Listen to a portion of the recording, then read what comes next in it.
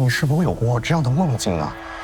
在梦里，你一次又一次地回到那场让你为之冒汗的紧张考试，亦或是成为了某款游戏作品中的模拟客，在星间旅行途中帮助需要帮助的人结交值得信赖的伙伴，顺手来拯救几次世界。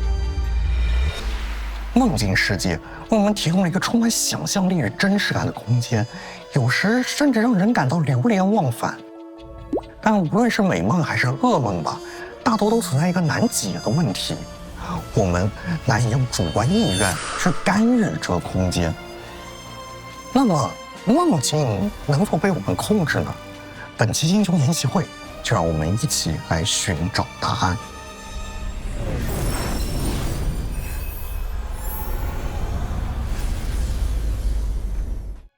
大家好，我是硅谷苍龙，很高兴能与大家一起探索星球下的秘密。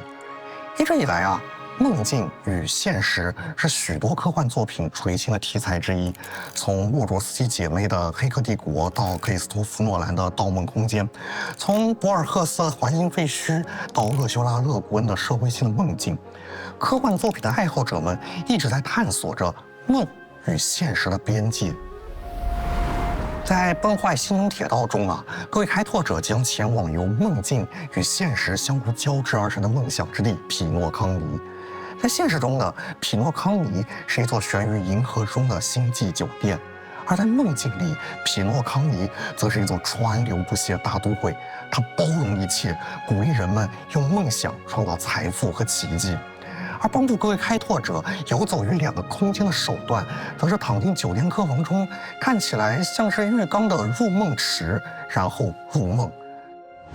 这像极了我们平时进入梦乡的方式啊，躺到床上然后做梦。20世纪中叶啊，科学家们首次通过研究发现了快速动眼睡眠，并将其与梦境联系在了一起。在此之后呢，学界普遍认为动物睡眠主要分为2个阶段：快速动眼睡眠与非快速动眼睡眠。通常两者会在睡眠过程中交替出现。在此期间呢，虽然身体肌肉放松，基本还是处于睡眠麻痹的状态。然而，如果我们观察此时的脑电波的话，就会发现大脑中的某些区域则持续维持着活跃，这与清醒状态下的脑电波图样非常相似，眼球也会快速移动，仿佛在扫视着什么东西一样。但这不代表非快速动眼睡眠阶段就不会做梦了。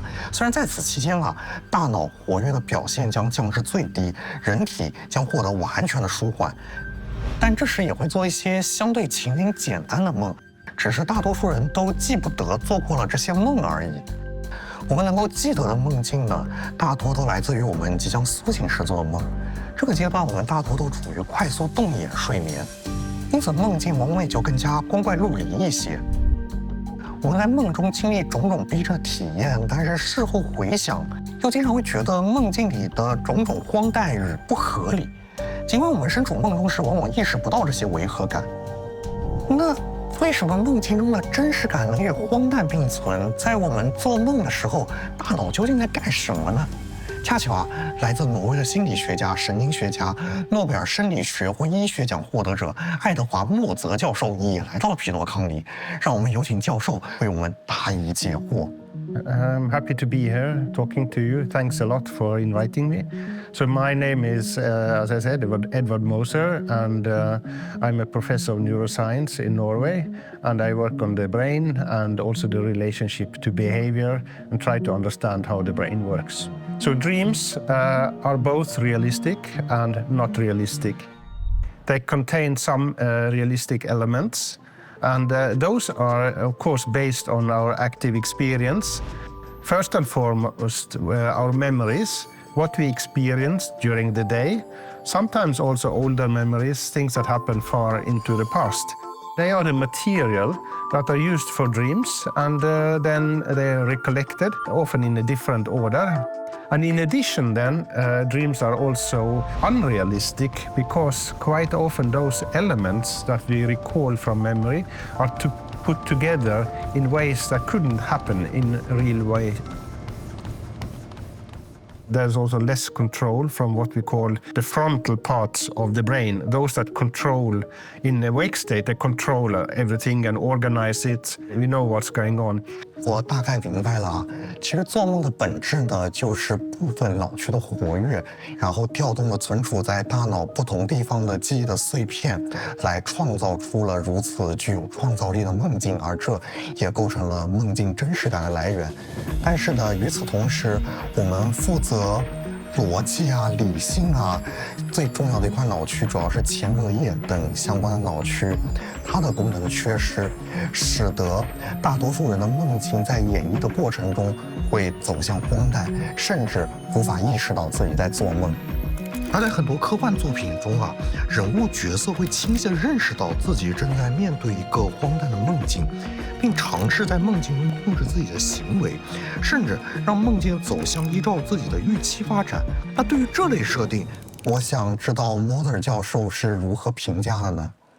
Yeah, it's interesting whether we can influence the content of the dream and even our actions in the dreams. So it's true that in movies it is indeed suggested that sometimes you can actually influence your dreams.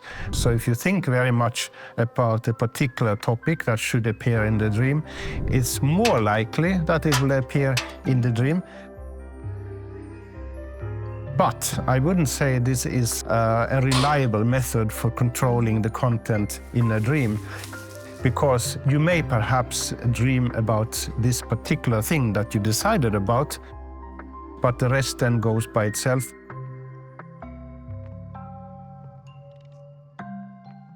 这让我想起中国也有句古话嘛，叫日有所思，夜有所梦。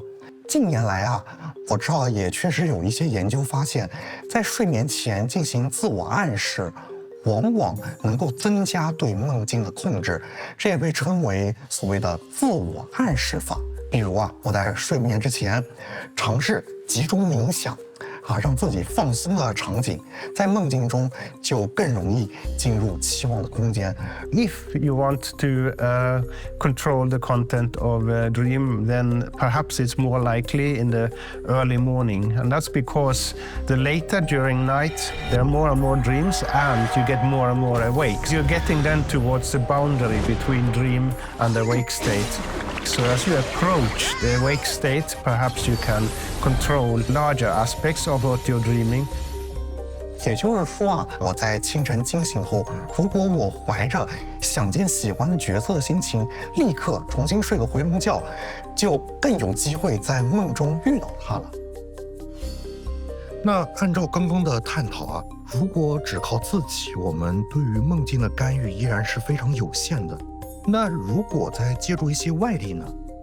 我曾经看过一种实验形式啊，科学家们使用可以刺激外部感官的设备来辅助实验人员在梦中保持清醒，比如通过在实验人员睡觉的时候使用固定频率的灯光来对其进行照射，让对方在睡眠中认识到本不该出现的连续的闪光，从而引导对方在梦中做出进一步的反应。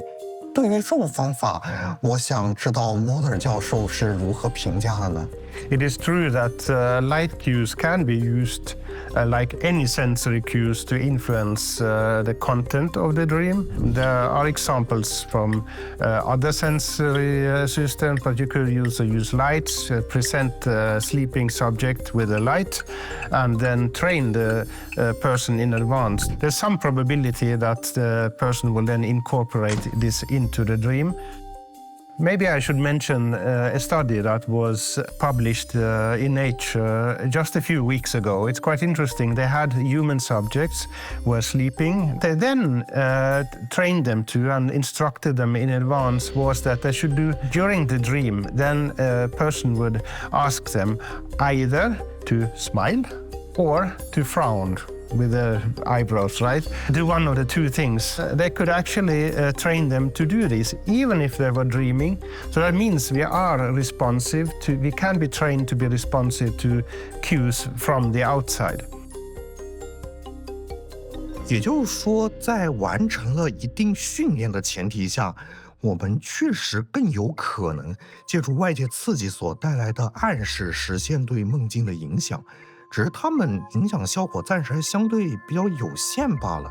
不过啊，这类研究也让我想起了另一个看上去比较玄乎的手法，那就是听我说，教授，催眠。这个手法是真实存在的吗？它真的能帮助我们控制梦境吗？ Hypnosis is a real thing. It is actually a different state of mind. There's a different kind of consciousness where the subject is very much concentrated on one thing. And that's usually how you induce hypnosis, that you ask the subject to concentrate completely on one thing. But those people are able to block out the outside to a large extent, and then they can actually be asked to follow instructions and do things until, if you want, a pre-agreed cue, and they sort of wake up. Freud, for example, used this in his early work with his patients. So he used hypnosis, had them to remember things that were difficult to remember because it was a lot of repression. In the same way, you can use hypnosis also for treatment purposes to bring up dangerous, threatening feelings and have subjects discuss them in a more relaxed way. It's somewhat different from dreams, but it is certainly a different state of mind, just like sleep and the different types of sleep. 也就是说啊，当下或许确实有一些手段可以去帮助或者说引导某些特定的人员去干预自己的梦境，但以当前的技术，确实还很难找到一个能100%掌控梦境的方法。It is true that you can influence dreams to some extent in a limited way by influencing certain aspects to happen in a dream, but to control the full narrative, the full story of a dream, that is not something we can do under normal circumstances. And that's because of the random nature of dreams. But dreams can still be an inspiration for fiction, so I think no one can take that from us. 在凯瑟琳中，主人公现实生活中的焦虑，在梦境之中化为了恐怖的生死追逐。在《心灵杀手》中，主角陷入梦魇与现实的夹缝之间，不得不直面自己最深的恐惧。而在《女神异闻录5》中啊，星之怪盗团潜入由坏人潜意识形成的殿堂中，在欲望构成的迷宫中盗取对方心中的恶念，借助于对梦境的隐身表达，我们得以窥见隐蔽于现实生活海面下的庞大冰山。或许有一天啊，我们也能真正来到梦中的匹诺康尼，畅饮苏乐达，乘坐囚笼竞速，享受他人的奇诡梦境。但我们与一个如同匹诺康尼般绚烂梦境世界的距离还很遥远。我们有一劳永逸控制梦境的捷径，美梦与噩梦不过是一墙之隔，难辨规律。我们还是要面对现实中让你紧张的考试，还是要通过相处去结交值得信赖的伙伴，还是要脚踏实地干好手头的事项，来确保世界有序的运转。